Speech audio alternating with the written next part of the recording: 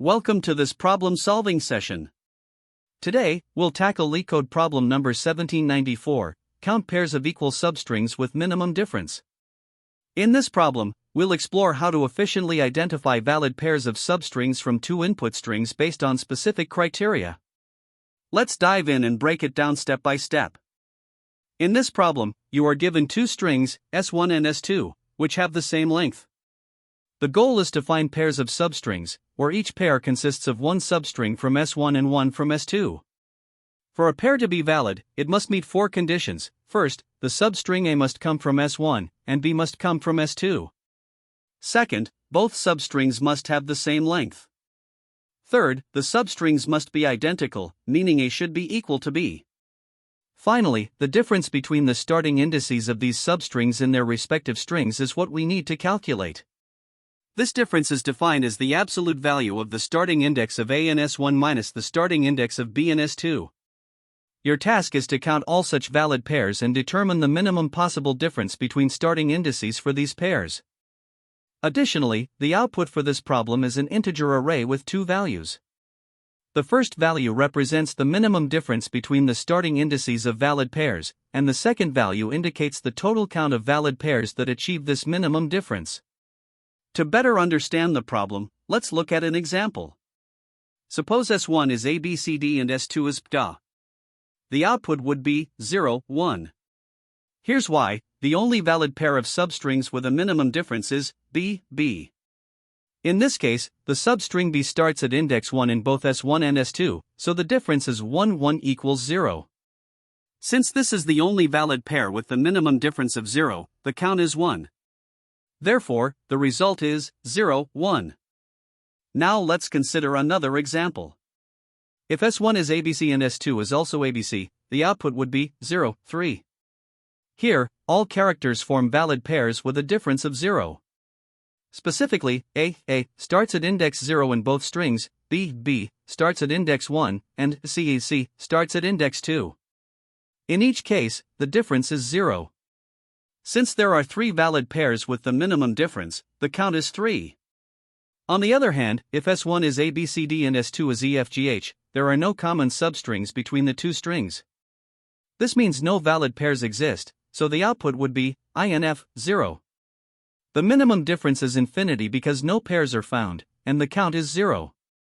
To summarize, the constraints for this problem ensure that the strings S1 and S2 are of equal length, with lengths ranging from 1 to 1000. Both strings consist only of lowercase English letters. It's important to handle edge cases properly. For instance, if the strings have no characters in common, the result should be INF 0. If S1 and S2 are identical, every character at the same index will form a valid pair with a difference of 0. Additionally, if the strings contain repetitive characters, all valid pairs with the minimum difference must be counted. For strings of length 1, the solution should still calculate the result correctly. This problem requires efficient handling of substrings to optimize the process of identifying valid pairs. The two main objectives are to minimize the difference between the starting indices of valid pairs and to count how many such pairs achieve this minimum difference. By carefully considering the constraints and edge cases, you can design an algorithm that performs these tasks effectively, even for strings of maximum length. To solve the problem of counting pairs of equal substrings with the minimum difference, we considered several approaches. The first idea is the brute force approach, which is straightforward but inefficient. Here, we generate all possible substrings from both strings, S1 and S2, and compare substrings of the same length to count matches. While this method is conceptually simple, its computational cost is extremely high. Generating substrings takes n superscript 2 for each string, and comparing them adds another n, resulting in an overall time complexity of n superscript 3. This makes it impractical for larger strings. To address this, we also explored an optimized approach using hashing. Instead of directly comparing substrings, we represent them using hash values, which allows us to determine equality in constant time. Hashing is particularly useful here because substrings can be uniquely identified by their starting and ending indices, and pre-computing these hash values significantly speeds up the comparison process. By pre-computing hash values, the optimized approach reduces substring comparison to 1. The process involves three main steps. First, we compute hash values for all possible substrings of S1 and S2. Next, using a sliding window, we generate and compare substrings of equal length using their hash values. Finally, we count all valid pairs where the hash values match. This method improves the time complexity to O in superscript 2, but it does introduce additional memory usage. Moreover, hash collisions, though rare, may require handling. To further refine the solution, we also considered a sliding window approach combined with a hash map. This method avoids pre-computing all substrings and instead uses a dynamic approach. For each substring length, we slide a window across S1 to store substrings in a hash map. Then, we slide a window across S2 and check if substrings exist in the hash map. Valid matches are counted, and the process is repeated for all substring lengths. This approach maintains the O in superscript 2 complexity but avoids some of the hashing overhead, making it both efficient and more straightforward to implement. Ultimately, we chose the sliding window with hash map approach as the best strategy due to its balance between efficiency and simplicity. It avoids the brute force approach's excessive runtime and is easier to implement than hashing, which may require additional steps to address collisions. The sliding window method works dynamically, generating substrings on the fly and matching them with those in the hash map, achieving an overall time complexity of O in superscript 2. This approach was chosen over brute force because that method is simply too slow for large inputs. Hashing, while faster for comparisons, introduces added computational overhead for pre-computing hash values and handling potential collisions. The sliding window approach strikes the right balance, offering efficient runtime with manageable memory usage. However, it's important to note the trade-offs. While the sliding window method does consume more memory than brute force, it significantly enhances runtime efficiency. On the other hand, hashing has the advantage of faster substring comparisons but at the cost of increased implementation complexity. The chosen strategy provides a robust and practical solution to the problem, making it well suited for this context. In this problem, we are tasked with analyzing two input strings, S1 and S2, of equal length. The goal is to identify pairs of substrings, A, B, where A is from S1 and B is from S2. These substrings must satisfy two conditions: first, A and B should be equal, and second, the absolute difference between their starting indices and their respective strings should be as small as possible. The focus is on finding an efficient solution to count all such valid pairs without relying on brute force. By doing so, we can avoid unnecessary computations and achieve better performance even for larger input sizes. To solve this problem efficiently, the first step is to generate all possible substrings of both S1 and S2, along with their starting indices. For instance, if S1 is ABC, the substrings would include B, C, B, BC, and ABC. We use a dictionary to map each substring to a list of its starting indices. This allows us to quickly look up all occurrences of a specific substring in each string. Once we have these dictionaries for both S1 and S2, the next step is to identify matching substrings. For each unique substring in S1's dictionary, we check if it also exists in S2's dictionary. If a match is found, we move on to calculating the minimum absolute difference between their starting indices. After identifying matching substrings, the next step is to compute the minimum absolute difference between their starting indices. For this, we use the lists of indices from both dictionaries. For example, if a substring has indices 0, 4 in S1 and 3, 5 in S2, we calculate all possible absolute differences such as 0, 3, 0, 5, 4, 3, and 4, 5. To optimize this computation, we use a two-pointer technique, which is particularly effective when the lists of indices are sorted. Once we determine the minimum difference for a substring, we count the number of pairs that achieve this minimum difference, incrementing our total count accordingly. Finally, we aggregate the counts across all substrings and return the total number of valid pairs. This approach avoids the inefficiency of a brute force solution, which would require comparing every substring of S1 with every substring of S2, leading to a prohibitive O(n) to the power of 4 complexity. Instead, by pre-computing substrings and their indices, we eliminate redundant comparisons. The use of the two-pointer technique further optimizes the computation of minimum absolute differences, reducing the complexity to O(n) log n for each substring. Additionally, efficient data structures like dictionaries enable quick lookups for matching substrings, while lists of indices streamline the calculation of differences. Together, these optimizations make our solution significantly more scalable for larger inputs. To implement this solution, we rely on several key data structures. Dictionaries are used to map substrings to their starting indices in both S1 and S2. Lists store these indices, enabling efficient computation of differences. The two-pointer technique is then applied to minimize the work required to find the smallest absolute differences between sorted lists of indices. In terms of complexity, generating substrings for each string takes n squared, while matching substrings involves 1 lookups. Calculating minimum differences for each substring takes n log n. Overall, the total time complexity is n squared plus k asterisk n log n, where k is the number of unique substrings. The space complexity is dominated by the dictionaries storing substrings, amounting to n squared.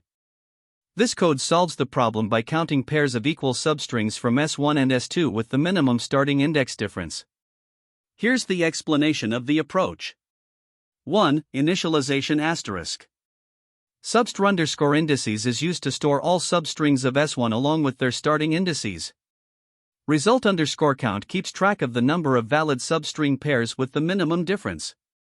Min diff stores the current minimum difference, initialized to infinity. 2. Generate substrings for S1 asterisk. For each possible substring of S1, using nested loops, store the substring and its starting index in substr indices. This ensures that we know all potential substrings from S1. 3. Check substrings from S2 asterisk. For each possible substring of S2, check if it exists in substr indices. If it does, calculate the absolute difference between the starting indices of the substring in S1 and S2. Update min diff and result count accordingly. If a smaller difference is found, update min diff and reset the count. If the difference matches min diff, increment the count. 4. Return result asterisk. After processing all substrings, return result count as the total number of valid pairs. This implementation uses a nested loop to generate substrings, leading to an n squared substring generation process for both S1 and S2. It efficiently checks for substring matches using a dictionary, ensuring faster lookups. Here, we begin by importing the necessary Java utilities and defining the solution class. Inside it, the countSubstrings method is created, which takes two strings, S1 and S2, as inputs. The goal is to count pairs of equal substrings between these two strings that have the minimum difference in their starting indices.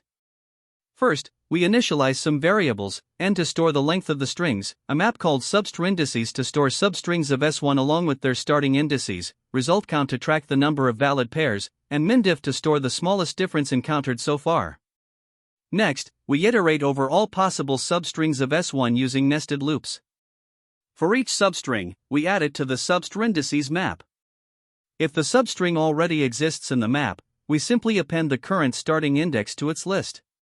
By the end of this loop, all substrings of S1 are mapped to their respective starting indices, setting up the data structure we'll use for comparison.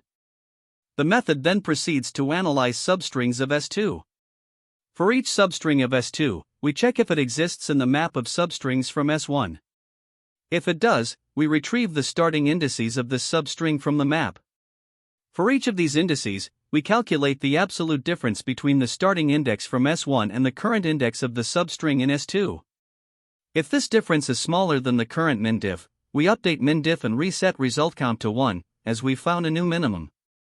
If the difference equals mindiff, we increment the result count because we found another pair with the same minimum difference. Once all substrings of S2 have been processed, the method returns result count, which represents the number of pairs with equal substrings that meet the minimum difference criteria. To solve this problem, we start by analyzing the first string, S1, which is ABC. The goal in this step is to create a dictionary, substr indices, that maps each unique substring of S1 to the starting index or indices where it appears. We begin with I equals 0, representing the starting position of substrings.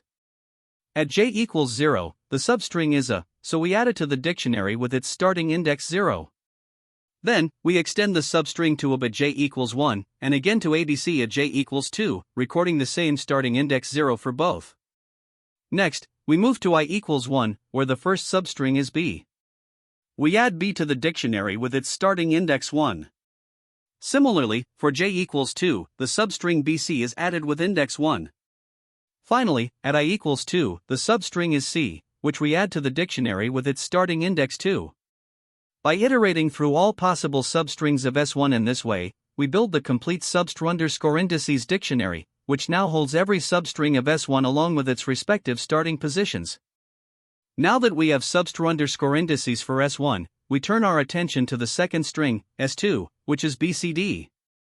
Here, we check each substring of S2 against the substr_indices dictionary to determine if it exists in S1, and if so, calculate the minimum difference between their starting indices. For I equals 0, the substring is b, which is found in the dictionary at index 1. The difference between indices is 1, 0 equals 1. Since this is the first match, we update the minimum difference to 1 and set the result count to 1. Then, for j equals 1, the substring bc is also found at index 1. The difference remains 1, so we increment the result count to 2. At I equals 1, the substring c is found at index 2. The difference is 2, 1 equals 1, and we increase the result count to 3. However, the substring cd at j equals 2 and the substring d at I equals 2 are not in the dictionary, so no further updates are made. The final result count for this example is 3. In the second example, S1 and S2 are both AAA. Just as before, we start by building the substr_indices dictionary for S1. At I equals 0, the substring is a, so we add it to the dictionary with its starting index 0. At j equals 1, we extend this to AA, and then to AAA at j equals 2, each time recording the starting index 0. When I equals 1, we revisit the substring and append the new starting index 1 to its list of indices in the dictionary. Similarly, AA at j equals 2 is appended with index 1. Finally, at I equals 2, the substring is found again, and we append the starting index 2. After processing all positions in S1, the substr_indices dictionary is complete. It now maps it to indices 0, 1, 2, AA to indices 0, 1, and AAA to index 0. Next, we compare the substrings of S2 with the substr_indices dictionary. For I equals 0, the substring is found at indices 0, 1, 2. The minimum difference is the 0, 0 equals 0, so we update min_diff to 0 and set the result count to 1. For j equals 1, the substring AA is found at indices 0, 1, with a minimum difference of 0. We increment the result count to 2. At j equals 2, AAA is found at index 0, and the result count increases to 3. At I equals 1, the substring is again found at indices 0, 1, 2, contributing 3 more matches to the count, bringing the total to 6. The substring AA at j equals 2 is found at indices 0, 1, adding 2 more matches, resulting in a total of 8. Finally, at I equals 2, the substring is found at indices 0, 1, 2, contributing 3 additional matches to reach a final result count of 11. Thus, the output for this example is 11. To analyze the time complexity of this algorithm, we start by considering the process of building the dictionary substr_indices for the string S1. Here, we use 2 nested loops where the outer loop iterates through each index I in S1, and the inner loop generates all substrings starting from that index. For a substring defined by indices I to j, creating the substring involves a slicing operation that takes time proportional to its length, O, j, I plus 1. Once generated, inserting this substring into the dictionary requires an average time of O, 1. Now, the total number of substrings we generate is the sum of the series 1 plus 2 plus n, which gives us O, n squared, substrings in total. However, because slicing each substring incurs an additional cost proportional to its length, the cumulative cost of generating and storing these substrings scales as O, n cubed. This makes the time complexity for this step O, n cubed. Next, we analyze the processing of substrings for S2. Here again, we use 2 nested loops to generate all possible substrings, leading to O, n squared iterations. For each substring of S2, we check if it exists in the dictionary substr_indices. A dictionary lookup takes O(1) on average. However, for each match, we also iterate through the list of indices stored for the corresponding substring in S1. In the worst-case scenario, if all substrings of S1 are identical, this list could contain up to O(n) elements. So, the inner processing step may require O(n) operations for each substring. Combining the O(n) squared iterations from the nested loops with the O(n) operations for comparisons, the total time complexity for processing substrings of S2 is O(n) cubed. When we combine this with the complexity of building the dictionary for S1, the overall time complexity of the algorithm remains O(n) cubed. Now let's consider the space complexity. The primary contributor here is the dictionary substr_indices, which stores substrings of S1 as keys and their starting indices as values. In the worst case, where all substrings are unique, the number of keys in the dictionary can be up to O(n) squared. Each key requires space proportional to the length of the substring, which we approximate as O(k) on average, while the list of indices for each key can require up to O(n) space. This means the total space used by the dictionary can scale as O(n) cubed, as substring storage dominates. In addition to this, the algorithm uses a few auxiliary scalar variables, such as result_count and min_diff, which use constant space, O(1). Therefore, the overall space complexity of the algorithm is O(n) cubed, dominated entirely by the dictionary storage. To better understand the efficiency of this algorithm, let's compare it with a brute force approach. A naive method would involve directly comparing all pairs of substrings from S1 and S2. Since there are O(n) squared substrings in both S1 and S2, this approach would result in O(n) to the power of 4 comparisons, making it highly inefficient. By leveraging the dictionary substr_indices, our algorithm avoids redundant computations and reduces the complexity to O(n) cubed. However, there is still room for optimization. Advanced techniques like suffix arrays or hashing can be used to speed up substring comparisons. For example, by hashing substrings and tracking their positions, we could potentially bring the complexity down to O(n) squared for certain cases. These optimizations require a deeper exploration of data structures and pre-processing strategies. Finally, let's summarize the best, average, and worst-case scenarios for this algorithm. In the best case, if substrings in S1 and S2 are highly repetitive, the number of comparisons is reduced, but the time complexity remains O(n) cubed, due to the overhead of generating and storing substrings. In the average case, where substring uniqueness and distribution are moderate, the complexity is still O(n) cubed.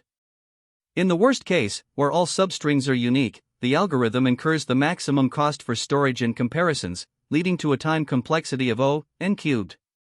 Overall, the time and space complexities of this algorithm are both O(n) cubed. While it significantly improves upon the naive O(n) to the power of 4 solution, further optimizations using advanced data structures could reduce the complexity even more, making the algorithm more efficient for larger inputs. One common mistake to watch out for is ignoring edge cases involving empty or very small strings. A lot of solutions assume that both strings, S1 and S2, will always have sufficient length. But if one or both strings are empty, or if their lengths are too short to generate valid substrings, this can lead to runtime errors. To handle this, you should explicitly check for these cases, for instance, by verifying if len S1 == 0 or len S2 == 0. Another issue arises when substring indexing bounds are overlooked. Without careful management of indices, you risk out-of-bounds errors when iterating over substrings. To avoid this, ensure that boundaries like S1, ij+1, and S2, kl+1, are valid before accessing them. Lastly, inefficient brute force solutions can also cause problems. A naive approach that compares all substring pairs has a time complexity of O(n) to the power of 4, which is impractical for larger strings. Instead, consider optimized methods like hashing or sliding windows to eliminate redundant computations and improve efficiency. Another common pitfall is mishandling the calculation of the minimum difference between substrings. If the absolute difference is computed incorrectly, the results will be inaccurate. To address this, use the formula abs, ord, A, ord, B, to ensure correctness, and track the minimum difference using a priority queue or simple comparisons. Additionally, double counting duplicate substrings is a frequent oversight. When overlapping indices are not accounted for, the same pairs of equal substrings can be counted multiple times. To avoid this, use data structures like sets or dictionaries to ensure that each substring pair is only counted once. These fixes help maintain both accuracy and efficiency in your solution. This problem is a great opportunity to demonstrate your pattern recognition skills. It challenges you to efficiently generate and compare substrings, and techniques like hashing or sliding windows can significantly reduce the time complexity. Another focus is edge case awareness. Be ready to handle scenarios such as strings with all identical characters, strings that are completely disjoint, or cases involving mixed capitalization. Optimization under constraints is also key, especially in an interview setting. Start with a brute force explanation to show your thought process, then transition to optimized approaches, explaining the trade-offs in complexity and memory usage. Finally, clear communication is essential. Be sure to articulate how you manage overlapping substrings and the logic you use to compute the minimum difference. These skills are not only important for this problem but also showcase your overall problem-solving approach. If you're looking for related problems to practice, LeetCode 3, Longest Substring Without Repeating Characters, is a great place to start. It focuses on the sliding window technique, which is highly relevant for substring problems. Another useful problem is LeetCode 76, Minimum Window Substring, which emphasizes finding substrings efficiently under specific constraints. LeetCode 5, Longest Palindromic Substring, introduces dynamic programming and boundary management, both of which are valuable skills for substring-related challenges. Lastly, LeetCode 1044, Longest Duplicate Substring, dives into hashing and binary search, which are advanced techniques for substring comparison. In terms of alternative approaches, a hashing-based method is one option. By using a hash table to store substring frequencies, you can compare hashes for equality and reduce computation time. However, this comes at the cost of increased memory usage. Sliding window techniques are another alternative. They enable dynamic substring generation and comparisons in n², or better, making them efficient for smaller inputs, though they may still struggle with very large strings. Dynamic programming is another powerful approach you can use for this problem. The idea here is to pre-compute certain properties of substrings, such as their sums or hashes, to avoid redundant calculations during the main comparison process. While this can lead to significant time savings, it often comes with a trade-off in terms of memory usage. Dynamic programming solutions can be memory-intensive, and their implementation can be complex, so it's crucial to balance efficiency and simplicity. By leveraging these techniques thoughtfully, you can build a solution that is both optimized and robust. Great job! You've just completed LeetCode problem number 1794, Count Pairs of Equal Substrings with Minimum Difference. In this session, we covered the problem requirements, explored efficient solutions, and reviewed key takeaways. Thanks for watching, and don't forget to like and subscribe for more tutorials. Happy coding! That's the end of this tutorial. I hope you found this explanation helpful for understanding the solution to this LeetCode problem. If you enjoyed this content, please consider subscribing to the channel for more coding tutorials and solutions. Feel free to leave a like if this video helped you, and don't hesitate to comment with any questions you might have. Thanks for watching, and happy coding!